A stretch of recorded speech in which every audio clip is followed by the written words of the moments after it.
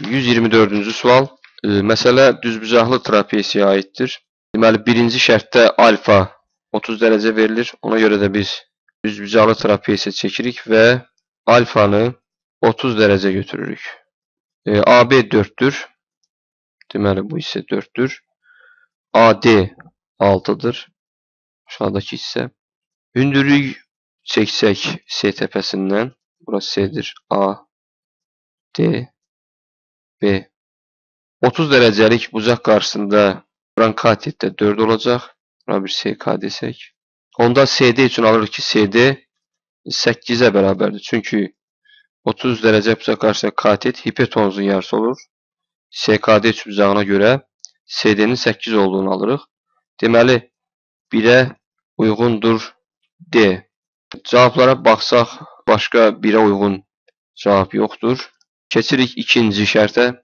2-də alfa 60 dərəcədir. Ona görə biz bu bucağı 60 dərəcə ilə əvəz edirik. 30 dərəcənin yerinə 60 dərəcə yazırıq. 60 dərəcə olduqda 60 dərəcə bucaq qarşısında duran katet digər katetdən kök 3 dəfə çoxdur. Ona görə KD-ni alırıq ki, 4 bölünsün kök adda 3-dür. Onda CD-ni alırıq ki, 8 bölünsün kök adda 3, yəni 2 dəfə çox olacaq. O da bərabərdir 8 irrasionaldan azad etsək 8 kök 3-ə 2-yə A uyğundur. Üçüncü şərtə baxsa, üçüncüdə alfanı 45 dərəcə götürməliyik. Ona görə bucağı 60 dərəcənin əvəzinə 45 dərəcə yazacağıq və bu tərəfləri əlbəttə ki, dəyişəcək. Deməli, alfanın yerinə yazırıq 45 dərəcə.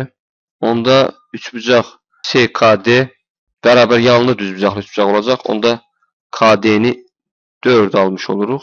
KD 4-dürsə, onda CD 4 kök adda 2 olacaq. Deməli, 3-ə B uyğundur.